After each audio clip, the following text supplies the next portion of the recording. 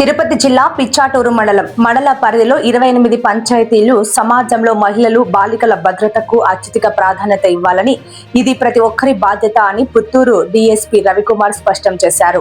పిచ్చాటూరులోని ICDS కార్యాలయంలో police శాఖ ఆధ్వర్యంలో మహిళల భద్రత, సామాజిక సమస్యలపై గురువారం విస్తృత అవగాహన కార్యక్రమం నిర్వహించారు.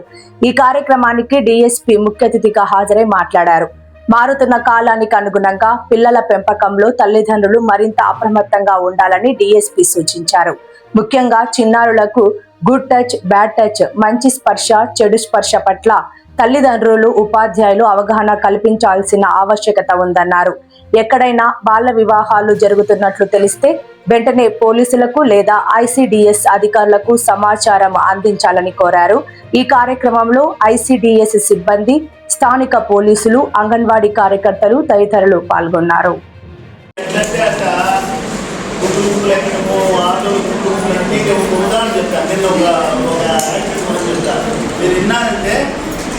అసలు మనసంతా ఇట్లయిపోతుంది.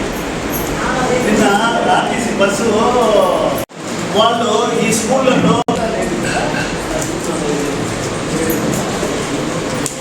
దీంట్లో లేడీ కానిస్టేబుల్స్ ఉంటారు. వాళ్ళు ప్రతి స్కూల్కి వెళ్ళి ఈ అవగాహన కల్పిస్తూ ఉంటారు. గుడ్ టచ్, బ్యాడ్ టచ్ అనేది చట్టాలపైన అవగాహన. కాబట్టి వాళ్ళతో కొంచెం ఇంటరాక్ట్ కావచ్చు, ఏదైనా ఉంటే వాళ్ళకు కూడా సమాచారం ఇవ్వచ్చు. వాళ్ళు వెంటనే బాగా చెప్తారు. మేము రంగంలో దిగి దాన్ని పోలీసు అంటే ఎఫ్ఐఆర్ చేయటమా లేకపోతే కౌన్సిలింగ్ చేయటమా పిల్లలకి అది కూడా చేస్తాం. అలాగే సెల్ఫ్ డిఫెన్స్ అంటే మనల్ని మనం రక్షించుకోవటం.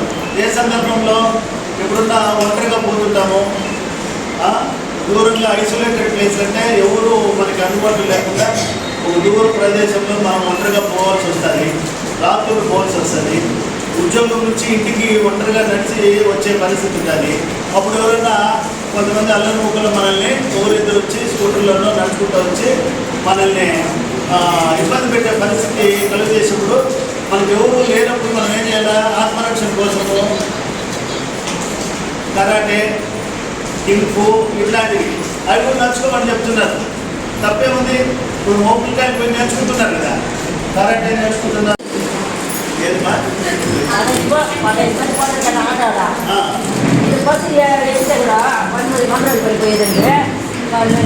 చెప్తారు.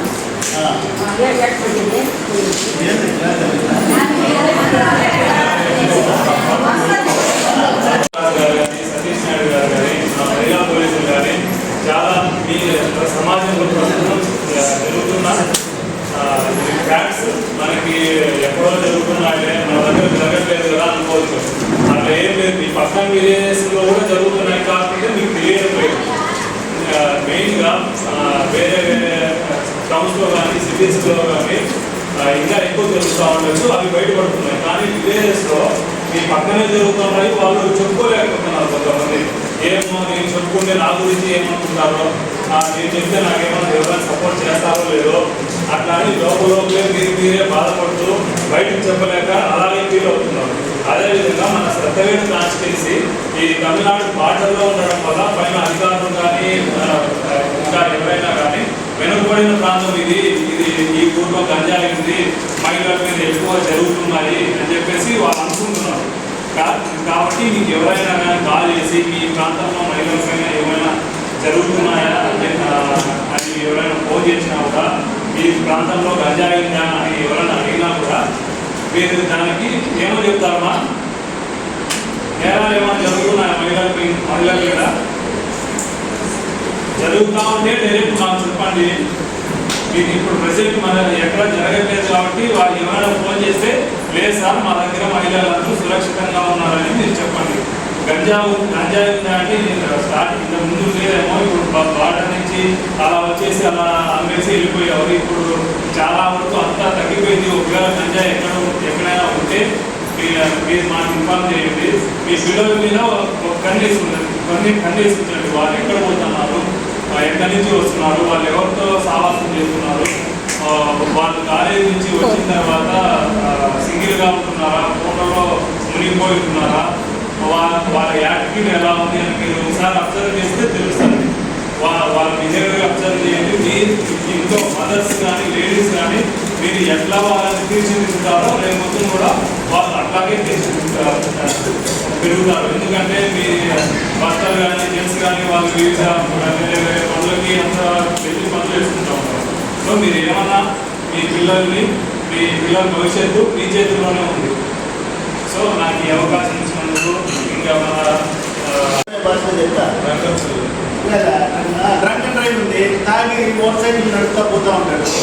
వాడు తాగినాడా లేదా అని ఎక్కడ కలుపుకుంటాము. మేము రోడ్డు పైన వాడు పోతుంటే వాడు ఆపి బ్రీత్ అనలైజర్ అనే ఒక చిన్న మిషన్ ఉంటుంది, దానికి ఒక పైప్ పెట్టి నోట్లో పెట్టి ఊదమంటాం. ఊదమన్నప్పుడు ఊదినప్పుడు వాడు ఎంత తాగినాడు అనేది రీడింగ్ దాంట్లో పడుతుంది. 30, 40, 150. అసలు 150 అంటే ఇంకా ఫుల్ అంటే వాడు 300 ఉంటుంది మూడుకి. వాడు బండి వద్దాడు. కాబట్టి ఆ బ్రీత్ అనలైజర్ ద్వారా వాడు తాగినట్టు మనం తెలుసుకొని వాటిపైన కేసు పెట్టుకున్నాం. అంటే ఇప్పుడు కొత్తగా గాంజా కిట్స్ అని వచ్చినాయి. కిట్ అంటే ఇది చిన్నది. ఏంటి మీకు అర్థమయ్యే భాషలో చెప్పాలంటే, ఇప్పుడు ఆడవాళ్ళు గర్భం దాల్చినప్పుడు అది గర్భం వచ్చిందా లేదా అని హాస్పిటల్కి పోతే ఏం టెస్ట్ చేస్తారు? యూరిన్ టెస్ట్ చేస్తారు కదమ్మా, యూరిన్ టెస్ట్ చేస్తారు.